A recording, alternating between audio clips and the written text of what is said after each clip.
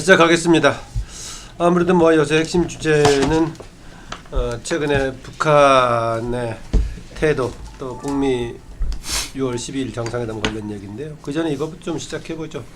오늘 5월 24일로 해가지고 문재인 대통령 국회 헌법 개정 발의안 국회에 올렸어요. 야당에서는 어차피 의사 정족수 되지도 않는데, 의결 정족수 되지도 않는데 올리지 마라, 철회해달라고 해서 올려가지고 그냥 민주당만 참석해서 114명 해서 당연히 아마 그 3분의 2 기본 되려면 192명 돼야 된다는데 안 돼가지고 이제 아웃된 겁니다. 그런데 이 결과를 두고 여당에서는 야당의 반대를 두고 호언 세력임을 증명했다라고 공격을 하고 있고, 야당에서는 발의쇼, 표결쇼까지 갔던 사람이다. 원래 의지가 없던 거다. 기만했던 거다. 얘기하고 있는데 이렇게 청와대 쪽에 발의하고 오늘까지 국회에서 이제 성립이 안 돼서 불성립으로 끝나는 과정 어떻게 봐야 될지. 홍 소장님, 홍영식 소장님. 일단 뭐 일반적으로는 하나의 어떤 여론전 견을 갖고서 여론전을 펼쳤다라는 모습도 보이지만은 저는 그런 것보다도 좀 하나 주목해 보고 싶은 거는 사실 이번에 개헌을 했었어야 됐습니다. 개헌을 했어야 됐는데 이번에 개헌을 해서 사실 개헌 기회가 쉽지가 않아요. 했었어야 됐는데 이번에는 보면서 뭘 느끼냐면은 꼭 옛날 참여정부 때 보안법 법 개정을 놓친 것하고 똑같은 똑같다고는 보기는 어려워도 비슷한 그런 상황이 진행이 됐다. 사실 그 당시 이 보안법에는 여야 합의가 되었는 것이 무산이 되어버렸단 말입니다. 강경파들 입장들 때문에. 근데 네. 이번의 경우도 사실 5분 개헌과 관련해서 국민들은 복잡한 거를 많은 걸 원치 않고 사실상 원포인트 개헌이었어요. 권력 구조였다고요.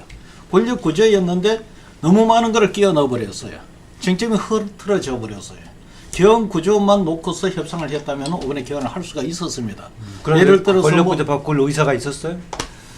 권력 구조는 바꾸면은 내가 볼 때는 의사가 있고 그간에 야당이 협조를 안 하기가 참 어려워요. 아니 그러니까 여당이 청와대가 할 의사가 있었냐? 그거는 제가 모르겠습니다. 청와대에 들어가 보지 않아서는 모르겠는데, 그러나 개헌 과정에 되고 예를 들어서 정치성 논쟁이 벌어질 수 있는 부분들 여러 가지 그런 것들을 여러 가지를 끼워 넣으면서 이 개헌 논쟁이 굉장히 초점 흐트러져 버렸고 그러다 보니까 동의를 잃어버렸다. 네, 그러니까 어쨌든 간에 주도권과 책임도 정부 여당에 있다라고 보시네요. 책임이 전적으로 있다고는 보지만 욕심이 좀 과했다. 욕심이 과를 바꾸려고 했다는 거죠. 예. 저는 개헌 무산의 책임은 뭐 1차적으로 자유한국당에 있다고 이제 생각을 해요. 일단은 개헌 추진 논의 자체에 대해서 그동안 대단히 소극적이고 좀 부정적인 그런 입장을 내내 이제 계속 해왔었고, 그래서 뭐 자유한국당이 이제 무산 책임은 뭐 져야 된다 그렇게 이제 생각을 하는데. 그럼에도 불구하고 이제 정부 개헌안이 굳이 이제 철회가 되지 않고 그러니까 뭐 표결까지 가는 것도 뭐 불가능한 상황에서 어차피 이제 본회의까지 이제 간 거, 이거는 뭐 나름대로 뭐 이제 청와대 좀 이제 뭐 판단이 있었던 거로 보여요. 개헌 무산의 책임이 야당에게 있다는 걸 좀 분명히 하고, 현 정부는 개헌 공약 이행을 최선의 노력을 다했다, 이 점을 이제 알리려고 한 거로 보이는데, 그런데 막상 본회의 상황이 뭐 그런 의미가 뭐 이렇게 살아나기도 좀 힘들었던 상황 아닌가 이렇게 판단이 돼요.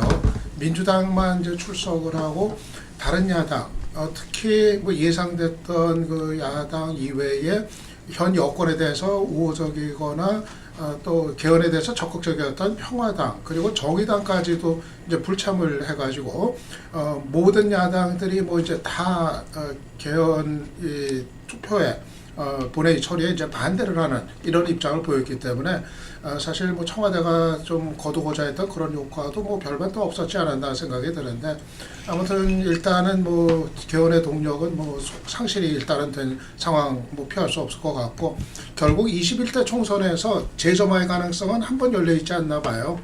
그때 아마 21대 총선의 그 결과에 따라서 만약에 개헌 연합 정치 세력이 3분의 2 확보가 가능해진다면은 그때는 뭐 개헌이 또 이제 다시 가능해질 수도 있는 거니까 아마 그 다음 총선에서 각 당의 개헌 공약을 내놓고 그 결과에 따라서 개헌의 문재인 정부 임기 내에 그 성사 여부가 다시 한번 그때 뭐 좌우가 되지 않겠나 봅니다.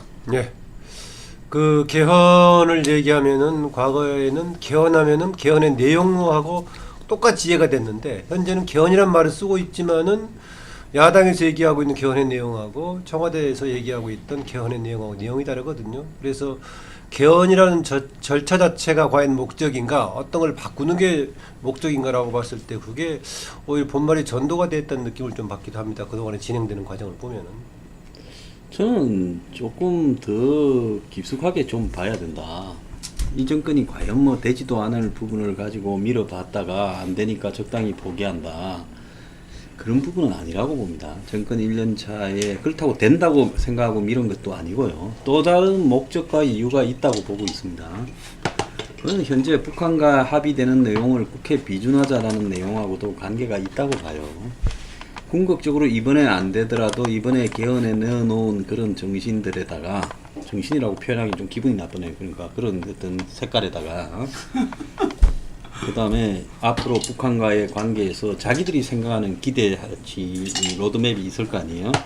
그럼 뭐 통일, 외교, 안보 무슨 이런 부분까지의 내용들을 다 집어넣어서 그러니까 이제 20년 총선이 끝나면 자신들은 이대로 가면 2020년 총선에서는 3분의 2 의석을 얻을 거라고 생각했죠. 법여건이요. 그때는 이제 개헌을 하는데, 그때 개헌의 중심은 북한과의 관계, 안보 관계 이런 부분이 핵심이 될 거라고 보고 있습니다. 근데 갑자기 그때 그런 거를 들이밀면 국민들이 상당히 좀 의아스럽게 생각하거나 저항할 수 있으니까 이번에는 그런 시도를 하면서 충분히 알려놓고요. 그때는 이제 그런 것들이 보편적으로 이렇게 수용될 수 있도록 하는 부분, 이 정권이 하는 거 보면 평화협정을 작년부터 서명 들고 다니더만 결국 평화협정 이렇게 가잖아요. 그런 것과 마찬가지로 일종의 맛보기로 이번에 이 대중의 개헌에 대한 어떤 인식 이런 것들을 갖다가 모아내기 위해서 그렇게 했다 이렇게 보고 있고요. 궁극적으로는 2020년에 총선에서 법여건이 3분의 2 이상이 되면 곧바로 개헌을 밀어붙일 거라고 보고 있습니다.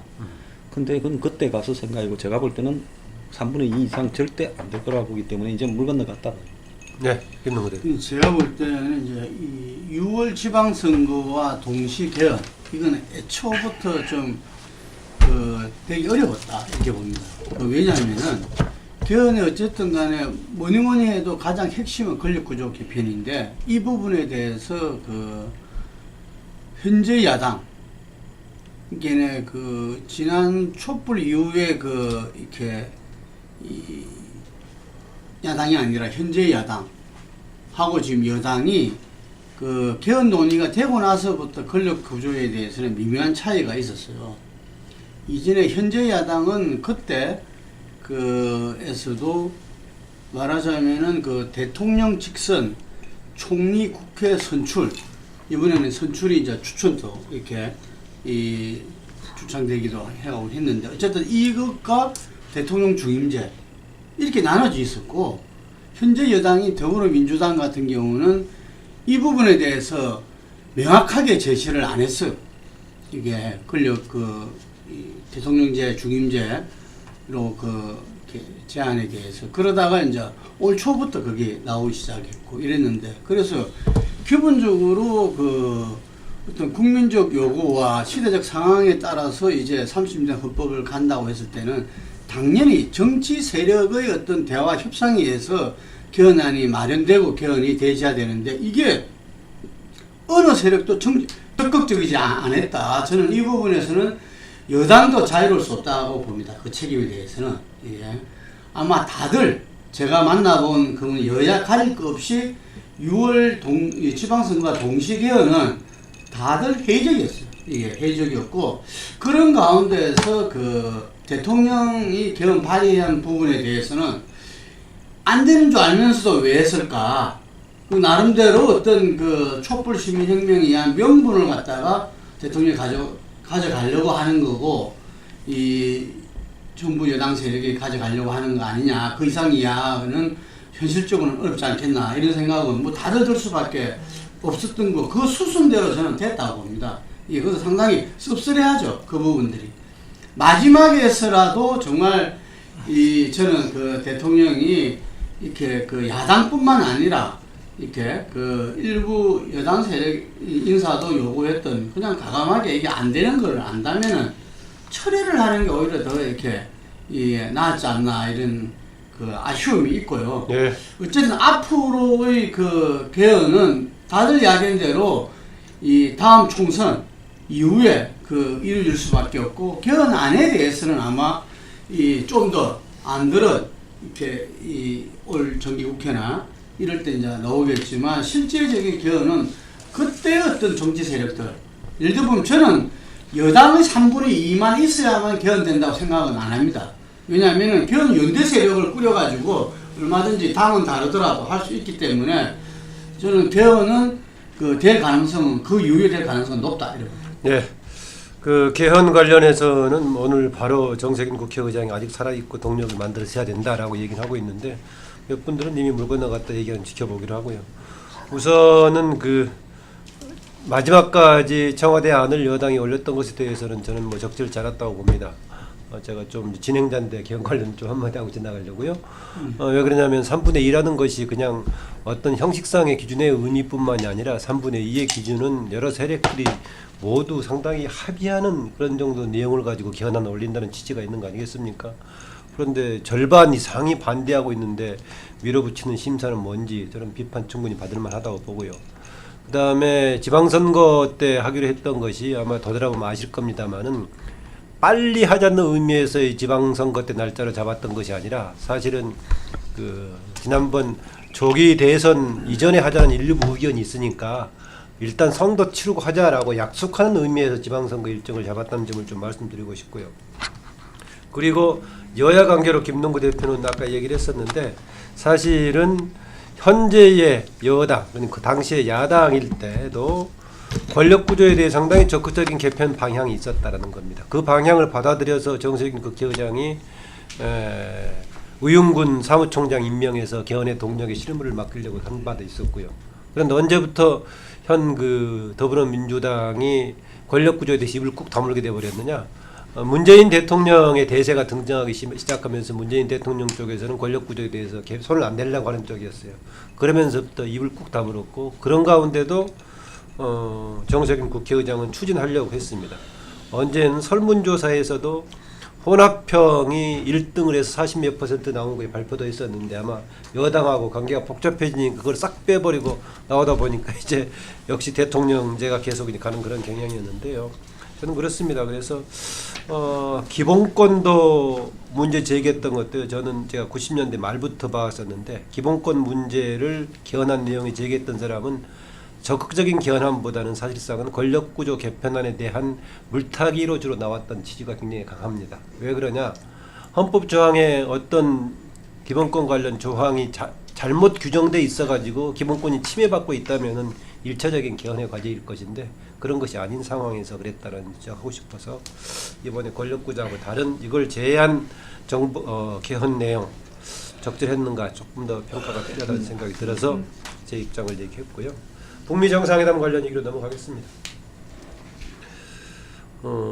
마지막에 가장 가까운 것부터 얘기해보죠. 왜 그 풍계리 오늘 저녁에나 지금 그 장면 중계가 될까요? 들을까요? 뭐 김정은이 마음이니까 알 수 없는데 네. 제가 볼 때 이제 그 오늘 뭐 풍계리 부분에 관한 부분은 지금 오늘 아침에 보면 최선희가 네. 북한의 외무성 부상, 네. 부통령 비판. 펜스까지 거론하면서 또 굉장한 비판을 했잖아요. 네. 저는 이제 한미 정상회담에 때 놓은 트럼프의 발언을 사실상 직접 공개하지 않고 펜스를 빗대어서 이렇게 비판을 하지 않았습니까? 그래서 이제 북한이 지금 풍계리 핵폐기 지금 핵실험장 폐쇄 부분은 상당히 이 그레이드가 떨어져 버렸다고 봐요. 지금 미북 관계가 악화되고 이러면서요. 이것이 이제 전체적으로 그러니까 미북 정상회담이 진행되는 방향으로 가는 속에서 이게 있었다면 그 중에 하나의 북한의 어떤 실천 옵션으로 해석이 될 수 있겠지만 지금 현재는 그런 부분이 상당히 떨어져 있기 때문에 네. 북한으로서는 자신들이 애초에 이슈를 세계적으로 굉장히 들썩하게 하는 부분에서 이 무게가 좀 이렇게 떨어졌다고 봅니다. 근데 이제 중요한 것은 트럼프가 그 어제 문 대통령을 세워놓고 북한하고 중국하고의 관계에 대해서 당신은 중국 쪽에 더 기울어가 있는 거 아니냐 입장 이야기해봐라고 한 거라든지 또 문 대통령의 발언에 대해서 그 뭐 통역할 필요도 없다라고 이야기를 한 거라든지 실제로 뭐 21분간 회담을 했다. 네, 단독 회담을 21분. 예정이 없이 하면서요. 그럼 통역 빼고 10분간 이야기했고 둘이 한마디씩 했으면 5분간 이야기했다는 거 아니겠습니까? 그러면 이건 뭔가 하면 왜 이런 정상회담을 이 대목에서 하느냐. 그러니까 실제로 이제 잘 돼갈 거라고 생각을 할 때 이제 잘 되는 이런 회담에다가 뭡니까 주마 가편입니까? 더 이제 박차를 가하는 걸로 잡아놨는데 회담이 삐그러지기 시작했어요. 그럼 일정으로 보면 왜 삐그러졌느냐? 5월 7, 8일 날 시진핑하고 김정은이하고 다롄에서 만나고 5월 9일 날 폼페이오를 불러서 북한에서 만났는데 실제로 협상과 관련되는 진전되는 이야기를 하기보다는 폼페이오한테 뭐 9,600km를 날아가야 되는데 기름은 어디서 넣냐? 싱가포르의 보안은 어떠냐? 이런 걸 물었다고 하잖아요. 그러면서 이제 5월 10일 날 미 하원에서 내년에 미군 감축을 하려면 미 의회 승인을 받아야 된다는 예. 조건이 걸려버렸지 않습니까? 저는 북한하고 이 중국이 체제 보장이라는 표현으로 하고 있는 이야기 중에 가장 중요한 것은 미군 감축 내지 철수라고 보거든요. 근데 그런 부분이 미국 의회에 의해서 제동이 걸리니까 시진핑이나 트럼프는 지 마음대로 하고 한국의 문 대통령도 뭐 그런 건 아니지만 저 사람처럼 임기가 없는 건 아니지만 지금 대북 문제는 자기 마음대로 하는데 트럼프는 그야말로 미국에서 자기 마음대로 할 수 있는 부분이 거의 없단 말입니다. 그러니까 북한이 가만히 보니까 체제 보장 부분이 트럼프의 재량권이 매우 적다라는 부분에서 네. 이제 제동을 걸고 가야 되겠다.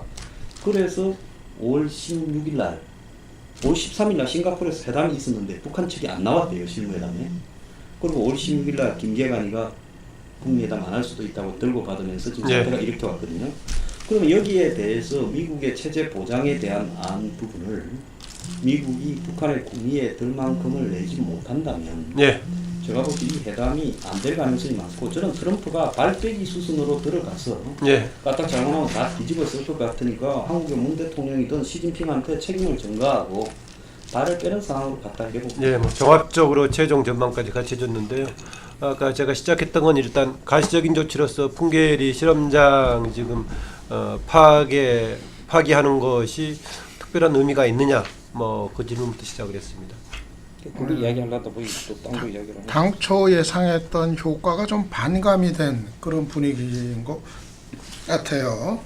처음에는 이 풍계리 실험장 이제 폭파라는 것이 북한의 비핵화 의지를 대외적으로 첫 번째 보여주고, 가시적인 조치라고 얘기했었죠. 그죠. 비핵화의 이제 시작의 단계로 그렇게 이제 해석이 돼가지고 북미 정상회담 앞두고서 미국을 향한 아주 그 적극적인 좀 그 표시, 적극적인 어떤 성의의 표시 이런 거로 이제 해석이 됐는데 그 이후에 이제 북미 갈등이 뭐 재현이 되면서 미국 쪽에서는 이 뭐 풍계리 뭐 폭파 이거 자체에 대해서 그렇게 의미 부여를 하지 않는 그런 분위기가 좀 이제 감돌고 있는 것 같아요. 그러니까 그거 말고 사실은 비핵화에 대한 어떤 구체적인 그런 이제 뭐 입장을 이제 해법을 이제 내놔라 이런 압박을 지금 계속 하고 있는 상황이어서 지금 뭐 풍계리 뭐 폭파한다고 그래가지고 뭐 미국 쪽이 그렇게 뭐 정말 뭐 고마워하고 뭐 아주 뭐 만족한다 뭐 이런 분위기가 이제 전혀 아니란 말이에요.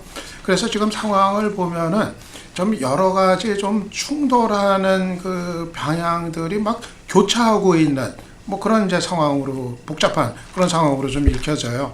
한미 정상회담 한미 정상회담에서 트럼프가 얘기한 발언들을 놓고 봐도 그렇고 뭐 체제 안전 보장이라든가 단계적 해법의 가능성 뭐 이런 거 얘기하는 거는 뭐 긍정적인데 어떤 그 새로운 그런 이제 얘기들여서 긍정적인데 또 회담의 어떤 연기 가능성까지 얘기한 거는 또 여전한 또 이제 압박이고 또 그 펜스 부통령 같은 경우는 뭐 리비아 얘기 다시 꺼내면서 아주 이제 그건을 또 퍼붓고 그리고 이제 북한에서는 한편으로는 뭐 지금 핵실험장 폭파는 하면서도 미국 쪽의 뭐 펜스의 발언에 대한 최선희 부상의 뭐 이제 뭐 반박 비난이라든가 이런 거를 놓고 보면은 북한도 또 뭐 이런 식으로 하면은 뭐 회담 안 할 수 있다. 우리도 다시 오려하겠다. 이런 통첩을 날리는 그런 분위기여가지고 아무튼 전반적으로 보면 그래도 한미 정상회담 거치면서 그래도 북미 정상회담이 정상적으로 추진될 가능성을 다소 좀 높여준 거는 뭐 분명한 것 같은데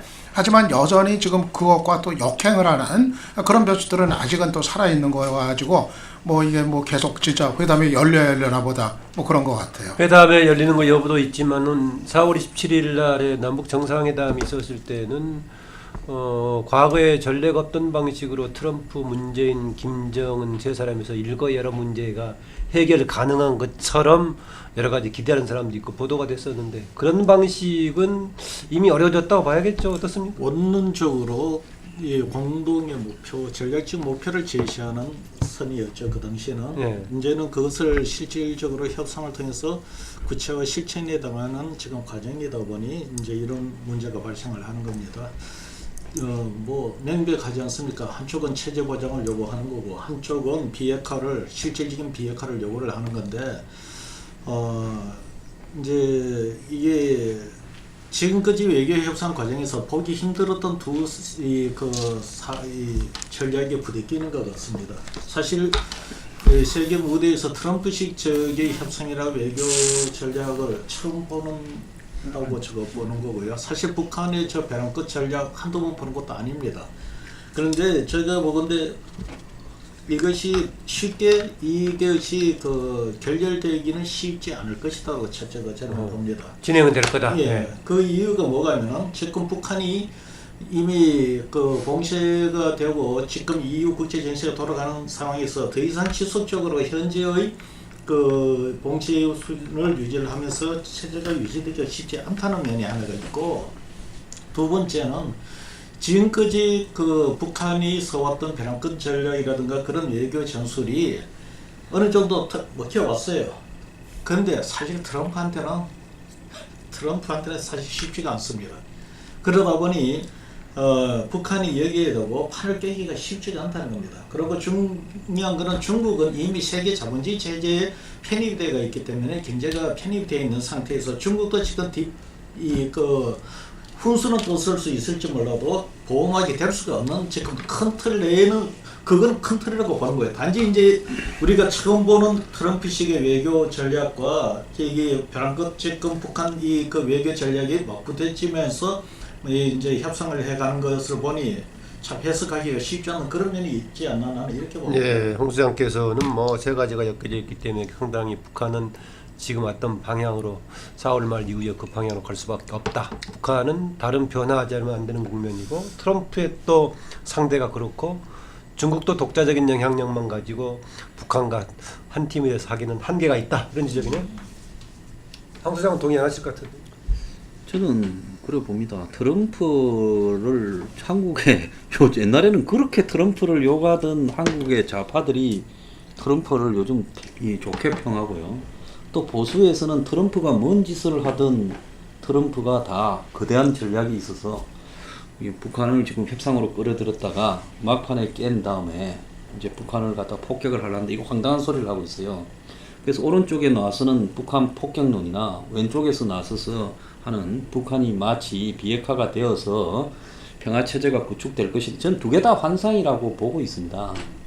오늘 펜타곤에서 미국 의회에 보고했다는 지난 연말 내용이죠. 그 보고서에 보면 북한은 결국 핵무기가 이 김씨 왕조를 유지하는 데 핵심이라고 보고 있다. 저는 북한이 절대로 핵을 포기하지 않는다는 거죠.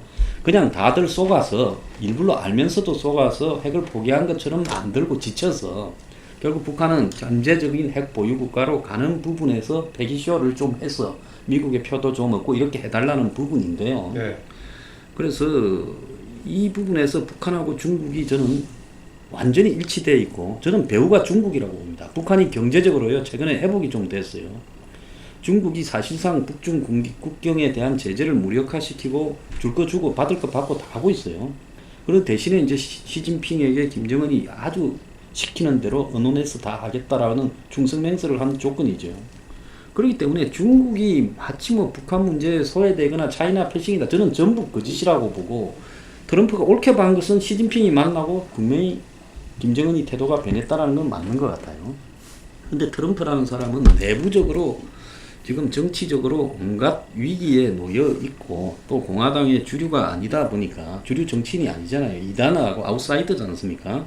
그러니까 공화당의 입장에서 봤을 때는 트럼프가 설사 탄핵된다 하더라도 안정감이 있고 정통 공화당에 맞는 펜스가 부통령이 되면 다음 대선에 이길 가능성이 더 높다라고도 보는 경향도 있어요. 그런 입장에서 트럼프는 어쨌든 한 건을 하고 노벨 평화상도 받고 이 건을 갖고 해보려고 지금 이 북한이 한국이 중재해서 내밀은 이 덫을 물었다가 지금 자기가 걸려들었다라고 생각하면서 감정 통제가 안 될 만큼 지금 개강되고 화가 난 입장. 즉 저 사람이 자기가 협상의 달인인데 나를 가지고 장난을 쳐서 누군가가 날 우습게 만든다. 그건 자기 자존심이 허락을 할 수 없겠죠. 그래서 어제 트럼프의 그 태도나 자세나 문 대통령 앞에 세워놓고 하는 행태를 보면 이 자기 마음을 자기가 추스리지 못해서 막 퍼붓는 행태들이 보였어요. 외교적으로는 좋은 말들이 뭐 뒤섞여 있었지만 그건 수사고요. 그리고 지난 토요일 날 밤에 11시쯤에 한국에 전화 걸어서 4.27 판문점 선언 때 했던 이야기랑 왜 다르냐고 이틀간은 못 참고 전화질을 해대는 이런 걸 보면 트럼프가 지금 당했다라는 부분에서 이제 여기에서 자기가 어떻게 빠져나가는가, 즉 한마디로 리스크를 최소화하고 빠져나가고 또 일이 잘못되었을 때 책임 전가를 누구한테 하는가라는 저는 리스크 매니지먼트 단계에 접어들었다고 봅니다. 예. 그렇기 때문에 지금 이 북 정상회담은 안 될 쪽으로 가는 가능성이 저는 매우 크다고 보고요. 네. 트럼프는 일단 연기해놓고 여기서 바로 깨면 자기도 부담이 되니까 연기해놓고 북쪽에 중국 측에 한국 측에 뒤집어 세울 방법을 찾고 있다 이래요. 짧게 좀 답변 추가로 질문 하나 드릴게요. 그러면은 트럼프가 이번에 문재인 대통령하고 회담 과정에서 얘기했던 시진핑에 대한 문제 제기, 두 번째 특히 만남에서 김정은의 이렇게 태도를 바꾸게 되는 배경이 됐다라고 얘기하는 것이 그냥 뱉는 정도 효과일까요? 뭔가 압박 효과가 있을까요? 시진핑을 향해서? 미국의 국방부 쪽에서는 시종 일관 중국이 다 뒤에서 움직이는 예. 이 판의 배우다. 그런데 트럼프가 그런 말 하면은 시진핑이 무슨 뭔가 행동의 변화가 있을까요? 저는 없을 거라고 봅니다. 왜냐하면 열흘 전에 해도 너무 잘하게 이렇게 시진핑이 협조를 해서 북한하고 관계가 이렇게 잘 됐다 네. 라고 하던 사람이 그로부터 한 열흘 지나서 저하가 뒤에서 다 해서 틀었다고 이렇게 말을 하니까요. 중국 입장에서는 너는 열흘 전에 한 이야기는 뭐고 지금 하는 이야기는 뭐냐. 제가 봤을 때 중국이 시진핑이 트럼프 보기를 좀 우습게 보고 있다고 저는 봐요. 그렇기 때문에 트럼프는 이 판을 깨웠어. 예. 중국에다가 책임을 전가할 방법을 지금 머릿속에 굉장히 주산을 두드리고 있을 거다. 예. 국제 정세에 대한 이해에 있어서 약간의 이제 홍 소장님하고 황 소장, 홍하고 황 이제 같이 몇 회 뭐만 하나 틀리는데 좀 차이가 있네요. 예, 김동구 대표. 제가 볼 때는 지금 북미 정상회담이 그 우리나라뿐만 아니라 동북아 나가서는 국제사회 세계적 차원에서 굉장히 엄청난 사건이다.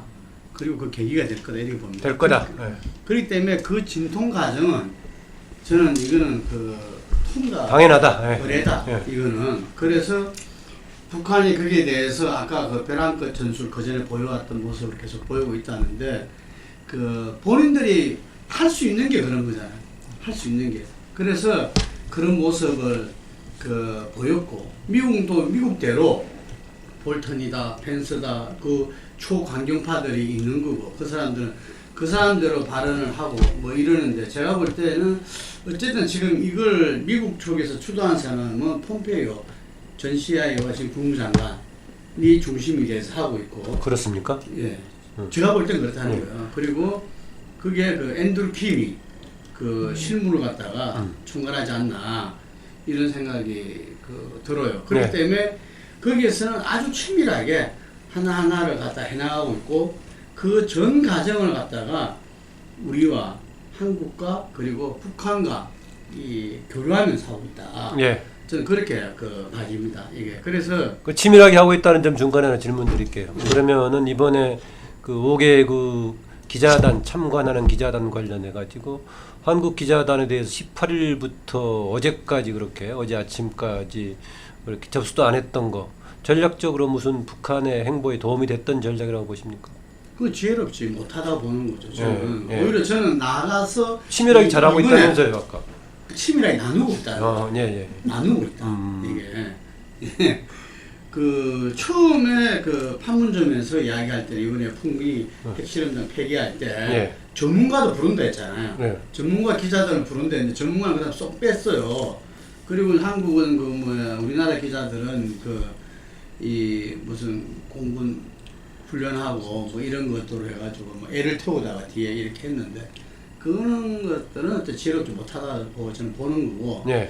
근데 그때 전문가를 이야기할 때는 전문가들이 가서 기자처럼 먼저 찍고 뭐 이런 것만 하지 않잖아요. 전문가들이 불렀다는 것은 뭔가 거기에 대한 검증을 갖다가 받겠다 이런 의지도 있었다는 이야기죠. 문재인 대통령 유엔 사무총장한테 유엔 또는 IAEA 참관까지 제안까지 한 적이 있었죠. 그러니까 예. 그 당시에는 근데 그런 부분들에서는 이제 후퇴가 됐던 건데 어쨌든 큰 틀에서는 지금 아까 제가 말한 대로 치밀하게 그 나누면서 진행되고 있다. 저는 거기서 관건이 뭐냐면은 이 그런 것 같아요. 여기서는 이제 일괄 타격 올인원으로 하려고 이게는 그 단계적 동시적으로 이게 그 하려고 하는데 이 부분에 접점이 예. 이렇게 나는 2차 폼페이오 방문 때 이 방북해가지고 어느 정도 이야기된 거 아니냐.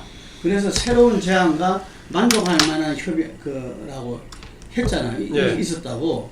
그리고 아까 뭐 저는 정확하게 지적하셨다고 그러는데 지금 이런 제재와 이런 상황에서는 그 북의 체제를 더 이상 지탱하기 어려울 것이다. 이런 이야기를 했는데 저는 어떤 측면에서는 이번에 확실히 보여준 게 이런 우리 판문점 선언하고 북미 정상회담을 갖다가 조선중앙TV와 노동신문을 통해서 다 그냥 만방에 공개를 했잖아요. 이게. 그래서 이 부분은 아마 군부에 대한 자신감도 있지만 이제는 외통수라는 그 소신 속에서 저는 했지 않나 이렇게 봅니다. 그리고 또 한쪽으로는 저는 트럼프도 여유롭지 못하다. 트럼프가 아마 지금 이 부분이 지금 이란 그 협상도 파괴해버리고 이것도 그 날아가고 하면 바로 자기한테는 이 러시아 스캔들이라든지 이런 것들이 뭐 그냥 이렇게 주목받지 않을 수 없게 되는 거죠. 그러니까 본인이 중간선거뿐만 아니라 다음 대선도 상당히 어려워지는 트럼프가 안정된 위치가 아니라는 거죠. 네. 오바마와 다르다. 예, 그렇기 때문에 그 트럼프는 또 한편으로는 뭐 공명심도 있겠죠. 이걸 통해서 세계사의 흐름을 자기가 바꿨다. 네. 뭐 노벨 평화상까지 이어지는. 그래서 저는 양 지도자가 다 거기에 대한 충분한 배경과 어떤 이 동기가 있고 예. 이 목적이 있다는 이야기죠. 거기에서 지금 그 문재인 그 대통령이 뭐 보건 분석하고 있는데 저는 이 부분도 함께 어우러서 우리나라의 운명도 예. 이제는 한반도 평화가 오지 않으면 어렵다는 그런 절박함 속에서 시작된 거 아닙니까? 그렇기 때문에 저는 이 부분들은 뭐 어떤 측면에서 6월 12일 날이 연기는 될 수 있을지 모르죠. 지금 99%라고 정용 실장은 이야기했지만 이게 하지만 이 큰 흐름은 변할 수가 없다라고 보고 아마 대체로 저는 그 6월 10일 회담도 이루어지지 예. 않을까 봅니다. 그 아까 얘기했던 최근에 한국 기자단 접수 거부했다 막판에 받아들인 것은 지혜롭지 못했다. 다만 지금 여러 가지 미국이라든가 북한의 행보는 이미 4월 달에 우리가 인식했던 그 방향대로 가고 있다. 중간에 나오는 여러 가지 우여곡절은 불가피한 거다. 왜냐하면은 세계적인 대처를 한 만큼 큰 사건이니까 그 정도는 있을 수 있다라고 이제 보시는 건데요. 근데 미국이 북한의 체제 안전 보장책을 더 구체적이고 분명하게 지금 내놔야 돼요. 지금 기본적으로 비핵화 요구에 대한 압박 수위는 계속 강화를 하고 그러면서도 정작 북에서 가장 지금 중요하게 여기는 문제 핵을 포기했을 때 그러면 그 이후 어떻게 책임질 수 있을 것이냐 이거에 대한 이제 불안 이거에 자꾸 또 펜스도 리비아 얘기 또 꺼내고 계속 그 불안은 살아 있는 거란 말이에요. 그렇다고 한다면은 물론 이번에 그 트럼프가 처음으로 뭐 북한의 이제 안전을 보장하겠다는 얘기를 뭐 기자들 앞에서 하기는 했지만은 그 이상의 정말 뭐 북한 쪽에서 신뢰할 수 있을 만한 그러한 내용들을 제시를 해야 된다고 이제 보거든요. 네. 예를 들면은 뭐 단지 뭐 종전선언 뭐 그거 가지고 얘기될 문제가 아니고 거기서 더 나가서 그러면 평화협정 체결 문제라든가 또 북미 수교 문제라든가 아니면은 자신들의 어떤 정말 상상력에 기초한 뭐 독자적인 어떤 적극적인 과감한 어떤 대책 같은 거, 뭐 평양에 뭐 대사관 뭐 둔다든가 또는 뭐 워싱턴에 북한 대사관 뭐 오게 한다든가 그래가지고 정말 북으로 하여금 자신들이 핵을 완전히 정말 폐기를 하더라도 정말 뭐 이 정도면은 신뢰하고 갈 수 있을 만하다. 뭐 이런 어떤 안심을 시켜주는 뭐가 있어야 되는데 계속 이제 그거 없이 그냥 핵을 완전히 포기해라. 먼저 항복을 해라. 이렇게 하니까 이거는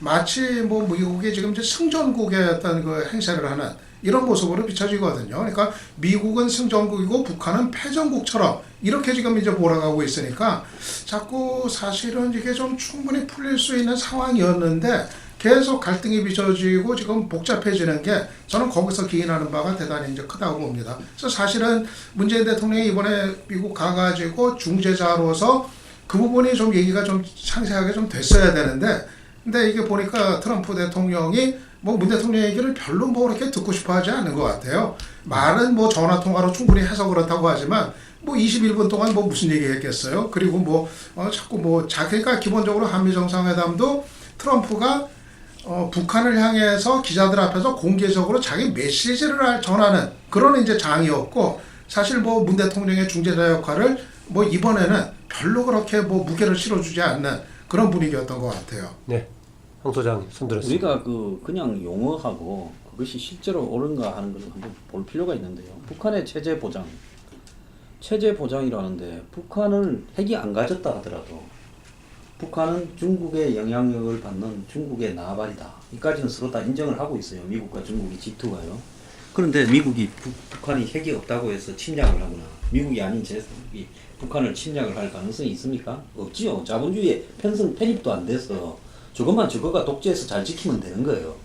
그럼 북한이 체제 보장 이미 보장이 되고 있다 그 얘기죠. 북한은 누구도 건드리지 않는 거죠. 내부만 단속하면 되는 거예요. 저거 혁명이 일어나거나 쿠데타가 일어나서 무너지지 않도록요. 북한이 무슨 핵이 그게 있습니까? 다이아몬드가 있습니까? 석유가 있습니까? 남이 침략할 이유도 없어요.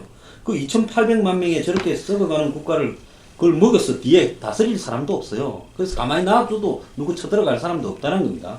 그런데도 북한이 끊임없이 체제 보장을 하는 이유는 뭔가 하면 결국 북한의 체제 보장이라는 용어는 한반도에서 미군이 떠나라.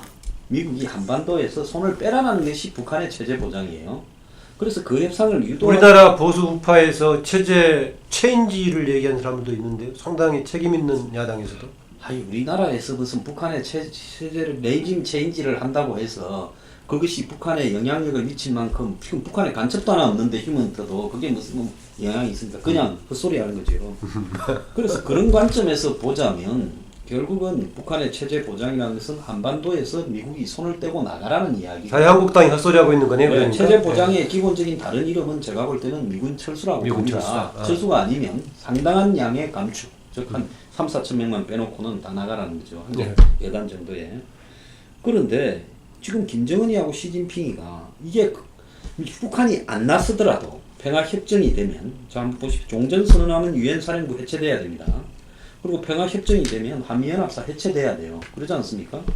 그 전시작전권은 하나마나 자동적으로 넘어갈 거고. 그럼 한미연합사가 해체되고 유엔사령부가 해체됐는데 미군이 고립된 섬처럼 한국에 계속 주둔을 할 수 있는 부분이에요. 지금 성주기지처럼 될 거예요. 종북 좌파들이 다 몰려가서 고립시킬 거고.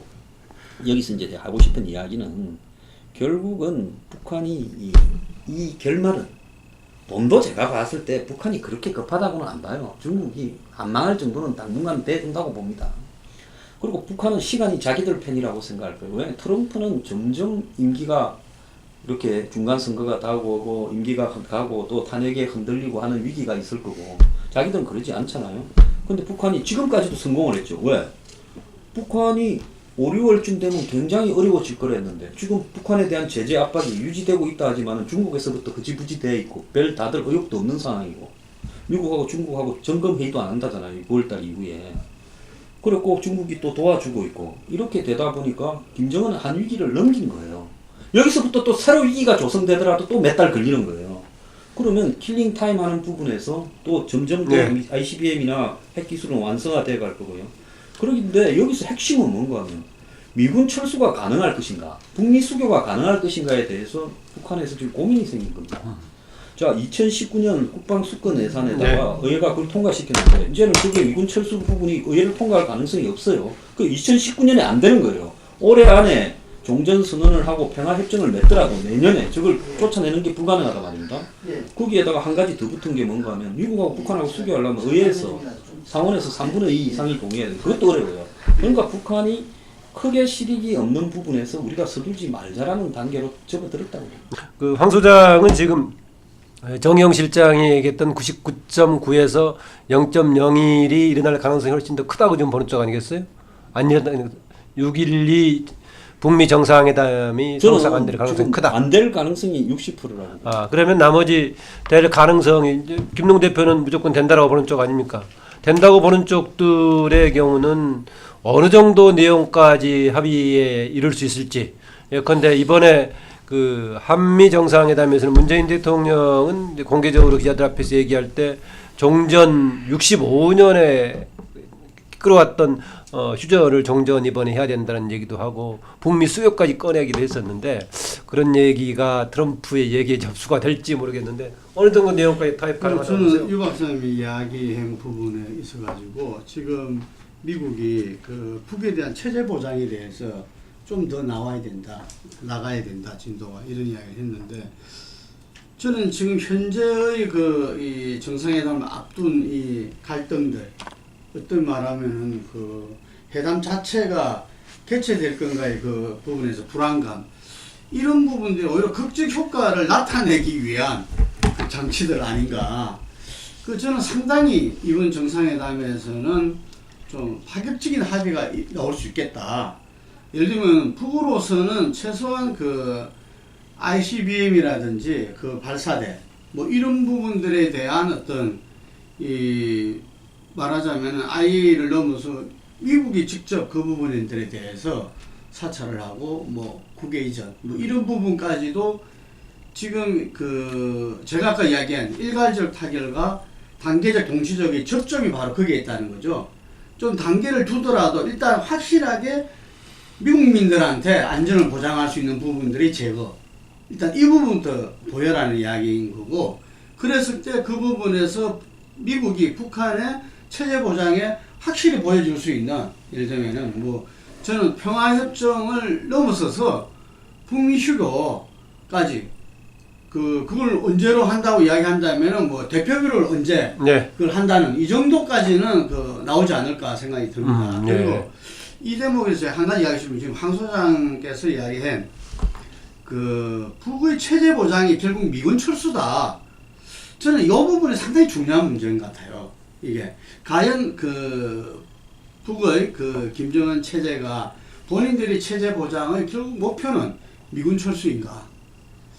우리가 그 전에 보면 김일성, 김정일 뭐 다들 이 미군 철수 문제가 됐을 때 그 사람들이 뭐 상당히 그 양해하고 어떤 면에서는 통일 이후에도 역할 조정, 기능 조정 뭐 이런 이야기를 그 했다는 거죠. 네.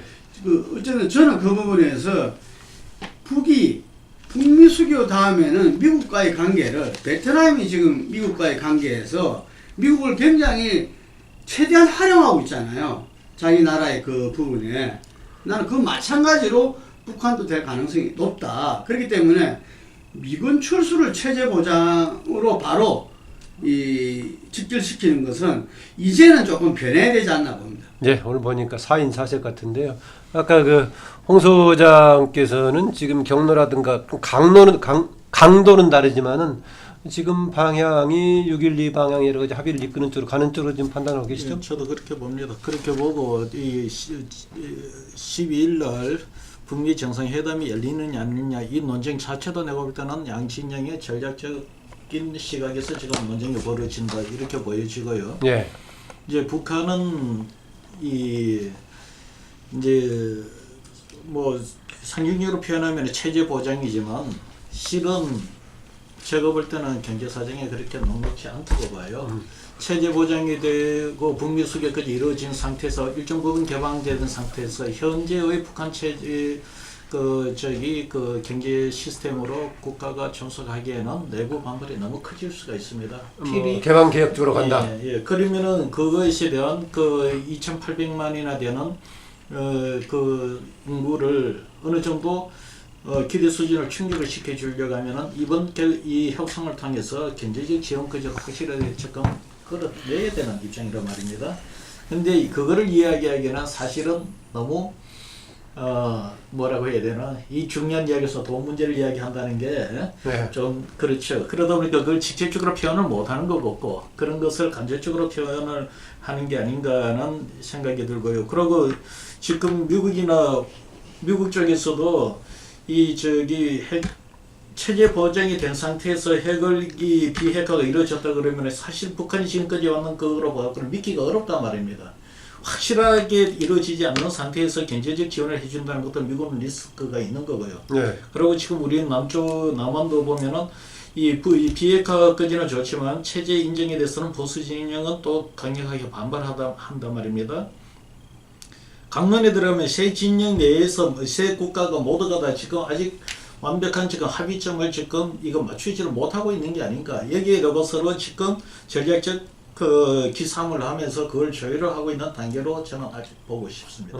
아까 장선 박사는 미국의 좀 구체적인 체제 뭔가 북한 체제 보장에 대한 안을 내놔야 된다라고 하는데 지금까지는 거기까지 생각하지 않고 있다는 생각 같네요. 미국에서. 아직까지는 그 점에서는 뭐 대단히 미흡한 것 같아요.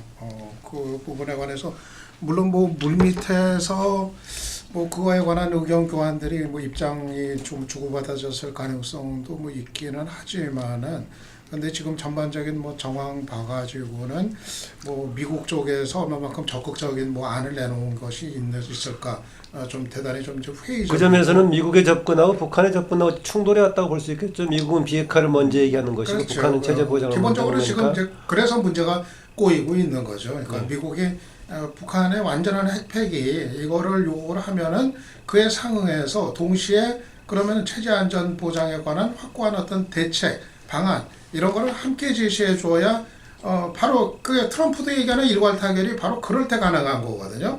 근데 뒤에 거 안전보장 문제는 지금 대단히 원론적인 수준에서만 얘기를 하니까 그러니까 북한으로서는 뭘 믿고서 핵을 완전히 다 없애버리는지 완전히 무장해제를 먼저 하라는 얘기인데 그러니까 이게 문제가 지금 풀리질 않고 있는 거죠. 그래서 저는 모르겠어요. 남은 기간 동안 중간에 그 폼페이오 국무장관 등이라든가 아니면 이 실무급에서 그런 논의들이 진행이 안 됐을까요? 안 됐다고 보세요? 근데 미국이 얘기하는 게 굉장히 추상적이에요. 지금까지 얘기하는 거 보면 뭐 잘 살게 해주겠다, 번영 얘기해주고 뭐 안전을 보장하겠다 이렇게 얘기를 하는데 지금 필요한 거는 그런 어떤 원론적인 수사적인 얘기가 아니라 아주 구체적인 딱 떨어지는 그 방안.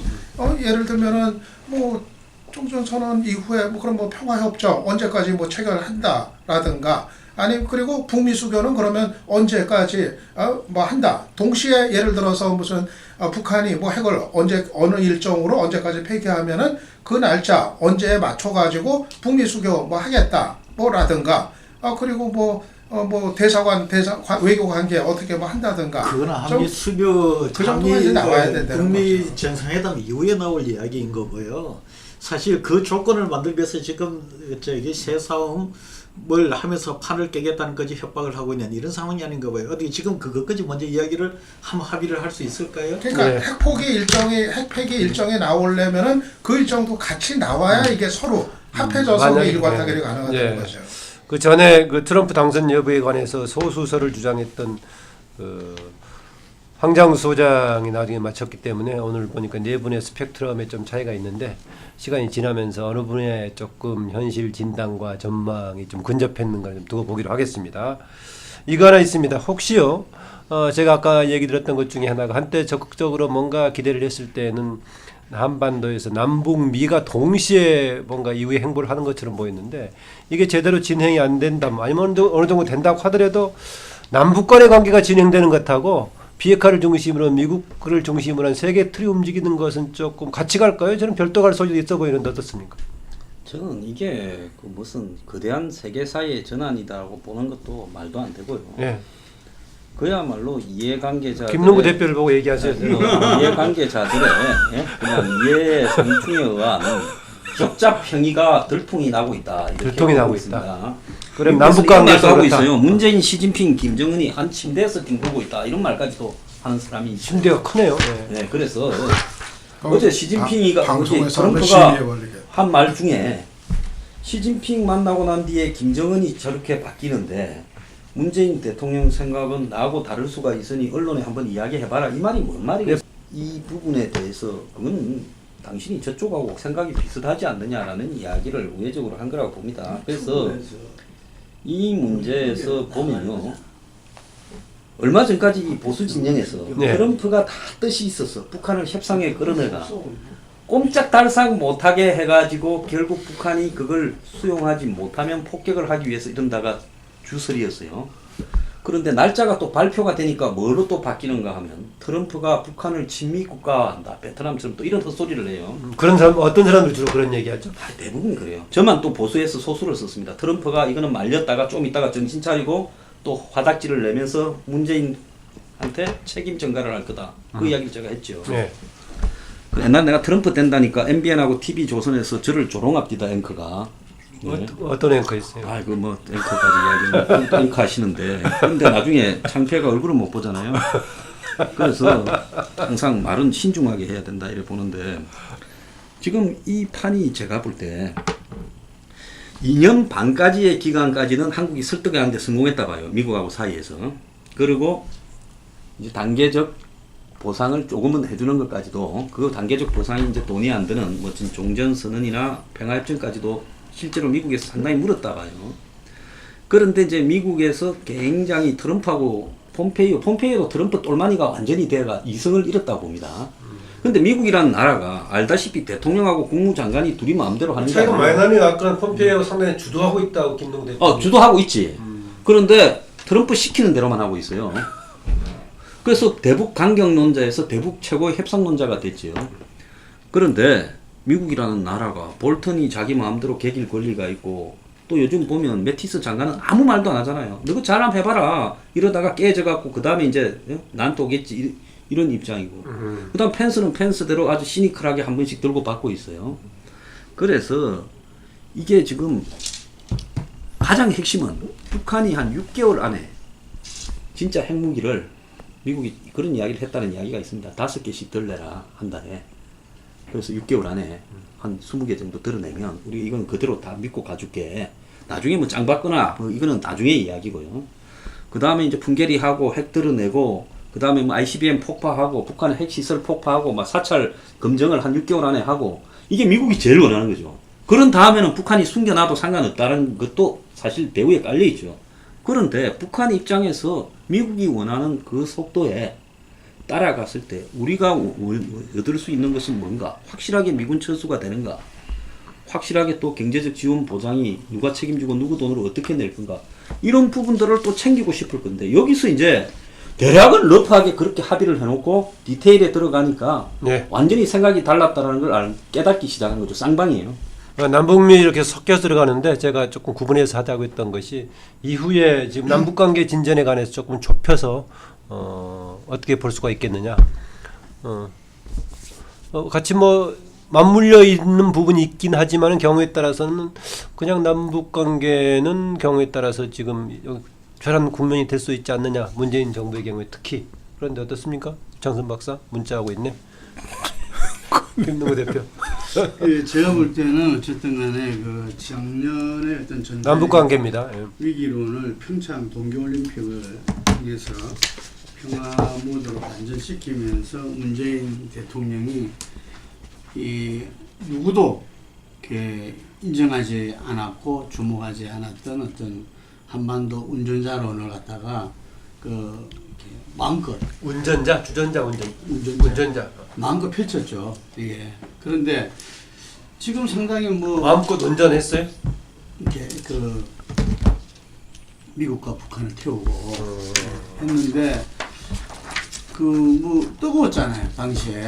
뭐 김정은하고도 그러고 뭐 바로 또 이렇게 트럼프하고도 통화하고 가서 만나고 뭐 짜고 다 이렇게 하면서 했는데 오늘 보니까 한쪽 소수설에는 황 소장이 있고 또 한쪽 적극 소수설에 또 김능구 대표가 있어가지고 한번 두고 봐야겠어요. 예, 그래서 1박 4일 그 상당히 강행군 속에서 갔다 왔는데 지금 약간은 이렇게 이 원했던 만큼 이렇게 안 풀리니까 예를 들면은 뭐 지금 한 라인이 개설돼 있잖아요. 예. 그 갔다 와서 이제 이 아까 금방 말씀하신 바로 체제 보장에 대해서 뭐 이런저런 이야기를 나눴다. 별 얘기 없었다라고 할 수 뭐 있겠죠. 이런 이야기를 듣다가 뭐 나누고 해야 되는데 네. 뭐 저쪽에서 요구가 없으니까 이쪽에서도 그걸 지금 못 하고 있고 그리고 그 고위급 회담의 어떤 재개 뭐 이 부분에서도 아직 뚜렷한 서로 그게 없는 모양입니다 이게. 그런데 뭐 저는 그 순고력이다 이렇게 그 보여지는 거고 이게. 그래서 남북 관계에서는 그 어쨌든 이게 현재로서는 그 북미 정상회담, 북미 관계의 어떤 진전과 이렇게 맞물리면서 갈 수밖에 없다. 일정 정도 이것이 스타트한다면은 저는 남북 관계는 지금과는 획을 달리하게 전개될 겁니다.